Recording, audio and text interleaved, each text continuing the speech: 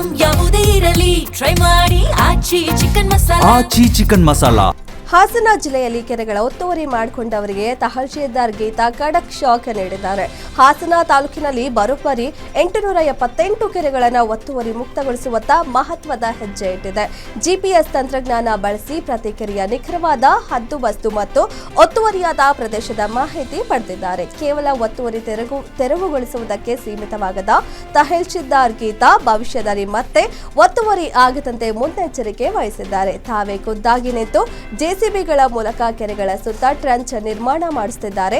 ಈ ದಿಟ್ಟ ಕ್ರಮದಿಂದಾಗಿ ಹಾಸನದ ನೂರಾರು ಕೆರೆಗಳಿಗೆ ಈಗ ಮರುಜೀವ ಬಂದಂತಾಗಿದೆ.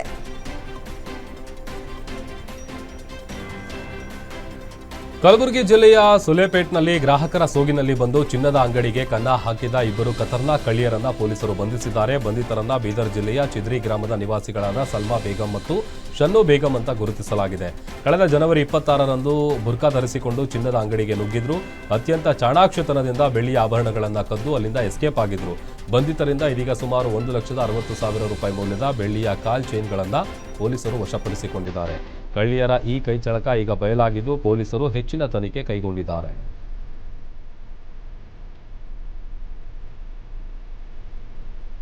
ಕೆಎಸ್ಆರ್ಟಿಸಿ ಬಸ್ ಅಂಡರ್ ಪಾಸ್ ಸೇತುವೆಗೆ ಡಿಕ್ಕಿ ಹೊಡೆದ ಪರಿಣಾಮ 19 ಪ್ರಯಾಣಿಕರು ಗಾಯಗೊಂಡ ಘಟನೆ ಮಂಡ್ಯದ ಕೋಡಿಹಳ್ಳಿ ಬಳಿ ನಡೆದಿದೆ. ಬೆಂಗಳೂರು ಮೈಸೂರು ರಾಷ್ಟ್ರೀಯ ಹೆದ್ದಾರಿಯ ದಶಪಥ ಮಾರ್ಗದಲ್ಲಿ ಸರ್ವಿಸ್ ರಸ್ತೆಯಲ್ಲಿ ಈ ಅಪಘಾತ ಸಂಭವಿಸಿದೆ.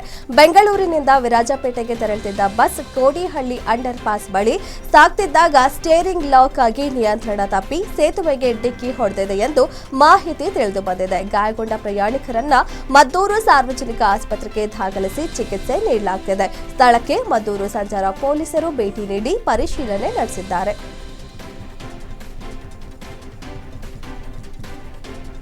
ಸಾರ್ವಜನಿಕರ ಆರೋಗ್ಯದ ದೃಷ್ಟಿಯಿಂದ ದೇವನಹಳ್ಳಿ ಪಟ್ಟಣದ ವಿವಿಧ ಬೇಕರಿ ಮತ್ತು ದಿನಸಿ ಅಂಗಡಿಗಳ ಮೇಲೆ ಪುರಸಭೆ ಅಧಿಕಾರಿಗಳು ಹಾಗೂ ಕಂದಾಯ ಇಲಾಖೆ ಅಧಿಕಾರಿಗಳು ಜಂಟಿಯಾಗಿ ದಿಢೀರ್ ದಾಳಿ ನಡೆಸಿದ್ದಾರೆ. ಆಹಾರದ ಗುಣಮಟ್ಟ ಕಾಪಾಡದ ಮತ್ತು ನಿಯಮ ಉಲ್ಲಂಘಿಸಿದ ಅಂಗಡಿಗಳ ಬಾಗಿಲನ್ನು ಅಧಿಕಾರಿಗಳು ಸ್ಥಳದಲ್ಲೇ ಮುಚ್ಚಿಸಿದ್ದಾರೆ. ತಪ್ಪಿತಸ್ಥ ಮಾಲೀಕರಿಗೆ ನೋಟಿಸ್ ಜಾರಿ ಮಾಡಲಾಗಿದ್ದು ಕಠಿಣ ಕಾನೂನು ಕ್ರಮ ಕೈಗೊಳ್ಳಲು ಅಧಿಕಾರಿಗಳು ನಿರ್ಧರಿಸಿದ್ದಾರೆ. ತಪಾಸಣೆ ವೇಳೆ ಕೆಲವು ಅಂಗಡಿ ಮಾಲೀಕರು ಮತ್ತು ಅಧಿಕಾರಿಗಳ ನಡುವೆ ಮಾತಿನ ಚಕಮಕಿ ಹಾಗೂ ವಾಗ್ವಾದ ಕೂಡ ನಡೆದಿದೆ.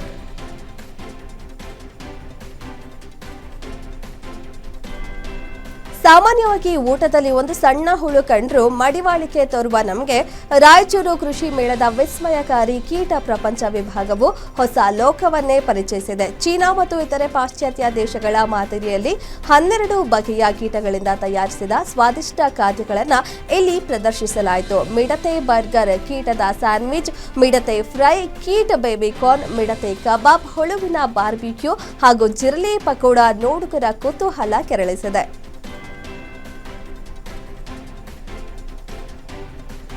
ಬೆಂಗಳೂರಿನ ಅಂಜನಾಪುರ ಪ್ರದೇಶದಲ್ಲಿ ಚಿರತೆ ಕಾಟ ಹೆಚ್ಚಾಗಿದ್ದು ಸ್ಥಳೀಯರಲ್ಲಿ ಆತಂಕ ಉಂಟು ಮಾಡಿದೆ. ಒಂದೇ ವಾರದಲ್ಲಿ 3 ಬಾರಿ ಚಿರತೆ ಕಾಣಿಸಿಕೊಂಡಿದ್ದು ಸುತ್ತಮುತ್ತಲಿನ ಜನರಲ್ಲಿ ಭಯದ ವಾತಾವರಣ ನಿರ್ಮಾಣ ಆಗಿದೆ. ಮೊನ್ನೆ ರಾತ್ರಿ ಒಂದು ಮನೆಯ ಕಾಂಪೌಂಡ್ಗೆ ಬಂದಿದ್ದ ಚಿರತೆ ಮತ್ತೆ ಅದೇ ಪ್ರದೇಶದ ಸುತ್ತಮುತ್ತ ಕಾಣಿಸಿಕೊಂಡಿದೆ. ಚಿರತೆಯನ್ನ ಸೆರೆ ಹಿಡಿಯೋದಕ್ಕೆ ಕಗ್ಗಲಿಪುರ ಅರಣ್ಯಾಧಿಕಾರಿಗಳು ಕಾರ್ಯಾಚರಣೆ ಆರಂಭಿಸಿದ್ದು ಅಂಜನಾಪುರ ಬೇಡಿಯೆ ಬಡಾವಣೆಯಲ್ಲಿ ಶೋಧ ಕಾರ್ಯ ಮುಂದುವರೆದಿದೆ.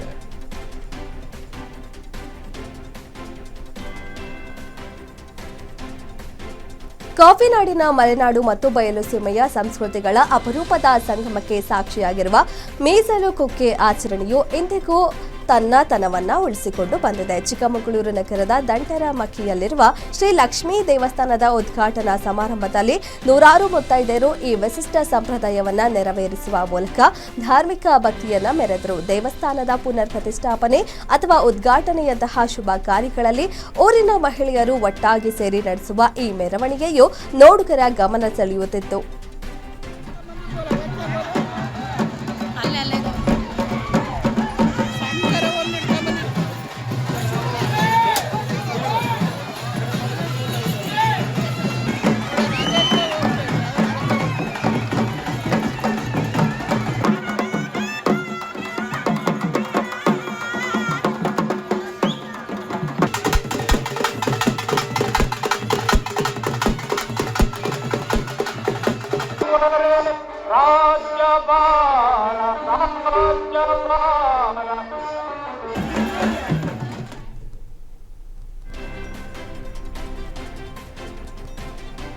ಚಿಕ್ಕಮಗಳೂರು ತಾಲೂಕಿನ ಮುಳ್ಳಯ್ಯನಗಿರಿ ದೇವಸ್ಥಾನದ ಕಾಮಗಾರಿ ನಡೀತಾ ಇರೋದ್ರಿಂದ ಸೀತಯ್ಯನಗಿರಿಯಿಂದ ಮುಳ್ಳಯ್ಯನಗಿರಿಗೆ ತೆರಳುವ ಮಾರ್ಗದಲ್ಲಿ ಪ್ರವಾಸಿ ವಾಹನಗಳ ಸಂಚಾರವನ್ನು ತಾತ್ಕಾಲಿಕವಾಗಿ ನಿರ್ಬಂಧಿಸಲಾಗಿದೆ.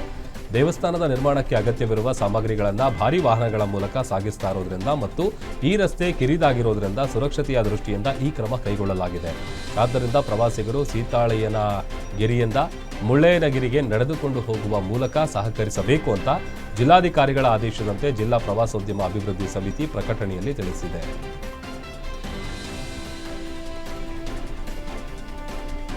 ಈಗ ರಾಷ್ಟ್ರಗೀತೆ ಜನಗಣ ಮನದಂತೆ ವಂದೇ ಮಾತರಂ ಕಡ್ಡಾಯವಾಗಿದೆ. ವಂದೇ ಮಾತರಂ ಬಗ್ಗೆ ಹೊಸ ನಿಯಮವನ್ನ ಜಾರಿಗೊಳಿಸಲಾಗಿದೆ. ಈ ನಿಯಮದ ಅಡಿಯಲ್ಲಿ ರಾಷ್ಟ್ರಗೀತೆಗೆ ಮೊದಲು ವಂದೇ ಮಾತರಂ ಹಾಡಲಾಗ್ತದೆ.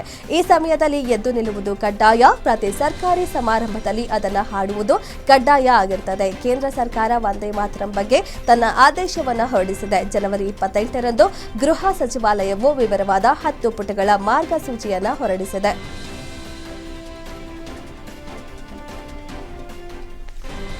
ಕೆನಡಾದ ಬ್ರಿಟಿಷ್ ಕೊಲಂಬಿಯಾದ ಟಂಬಲರ್ ರಿಡ್ಜ್ ಪಟ್ಟಣದಲ್ಲಿರುವ ಶಾಲೆಯಲ್ಲಿ ಅಪರಿಚಿತ ದುಷ್ಕರ್ಮಿಯಿಂದ ಸಾಮೂಹಿಕ ಗುಂಡಿನ ದಾಳಿ ನಡೆದಿದ್ದು ಘಟನೆಯಲ್ಲಿ 10 ಮಂದಿ ಪ್ರಾಣ ಕಳ್ಕೊಂಡಿದ್ದಾರೆ. 20ಕ್ಕೂ ಅಧಿಕ ಮಂದಿ ಗಾಯಗೊಂಡಿದ್ದಾರೆ ಎಂಬ ಮಾಹಿತಿ ತಿಳಿದುಬಂದಿದೆ. ಒಬ್ಬ ಶಂಕಿತ ಸಾವನ್ನಪ್ಪಿದ್ದಾನೆ ಅಂತ ಪೊಲೀಸರು ತಿಳಿಸಿದ್ದಾರೆ.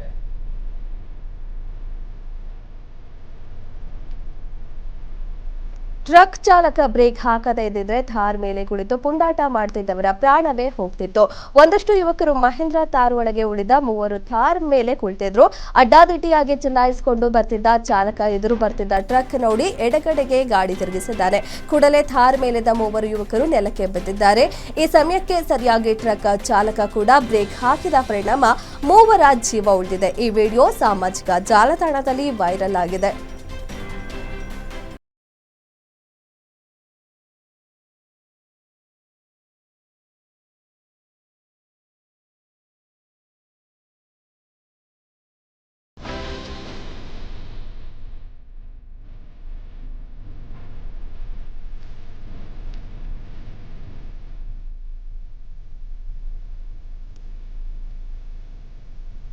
ಸೋಮಾಲಿಯಾದ ಮುಖ್ಯ ವಿಮಾನ ನಿಲ್ದಾಣದಲ್ಲಿ 55 ಜನರನ್ನ ಹೊತ್ತೊಯ್ಯುತ್ತಿದ್ದ ಪ್ರಯಾಣಿಕ ವಿಮಾನವೊಂದು ರನ್ವೇಯಿಂದ ಜಾರಿ ಬೀಚ್ಗೆ ಬಿದ್ದಿದೆ. ಮೊಗಾದಿಶುವಿನ ಅಡೆನ್ ಅಬ್ದುಲ್ಲೆ ಅಂತಾರಾಷ್ಟ್ರೀಯ ವಿಮಾನ ನಿಲ್ದಾಣದಲ್ಲಿ ತುರ್ತು ಲ್ಯಾಂಡಿಂಗ್ ಸಮಯದಲ್ಲಿ ವಿಮಾನ ಟೇಕ್ ಆಫ್ ಆದ ಸ್ವಲ್ಪ ಸಮಯದ ನಂತರ ತಾಂತ್ರಿಕ ಸಮಸ್ಯೆ ಕಾಣಿಸಿಕೊಂಡ ನಂತರ ಈ ಘಟನೆ ಸಂಭವಿಸಿದೆ.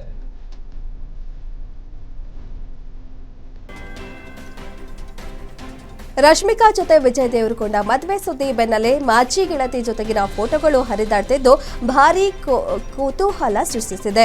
ಈ ಸಂಭ್ರಮದ ನಡುವೆಯೇ ವಿಜಯ್ ಹಳೆಯ ಗೆಳತಿಯ ಫೋಟೋಗಳು ವೈರಲ್ ಆಗ್ತಿರುವುದು ಅಭಿಮಾನಿಗಳಲ್ಲಿ ಗೊಂದಲ ಮೂಡಿಸಿದೆ. ಪ್ರಸ್ತುತ ವೈರಲ್ ಆಗ್ತಿರುವ ಫೋಟೋಗಳಲ್ಲಿ ವಿಜಯ್ ಮತ್ತು ವರ್ಜಿನಿಯಾ ಇಬ್ಬರು ಸಿನಿಮಾದ ನಂತರ ಸ್ನೇಹಿತರಾಗಿದ್ರು. ಆದರೆ ವರ್ಜಿನಿಯಾ ಜೊತೆ ವಿಜಯ್ ಹಗ್ಗಿಂಗ್ ಮತ್ತು ಕಿಸಿಂಗ್ ಫೋಟೋಗಳ ಜೊತೆಗೆ ಆಕೆ ವಿಜಯ್ ಕುಟುಂಬದ ಜೊತೆ ಇರುವ ಫೋಟೋಗಳನ್ನು ಸೋಷಿಯಲ್ ಮೀಡಿಯಾದಲ್ಲೂ ಹಂಚಿಕೊಂಡಿದ್ದಾರೆ. ವಿಜಯ್ ಹಳೆ ಗರ್ಲ್ ಫ್ರೆಂಡ್ ಪುರಾಣ ಇದಾಗಿದೆ.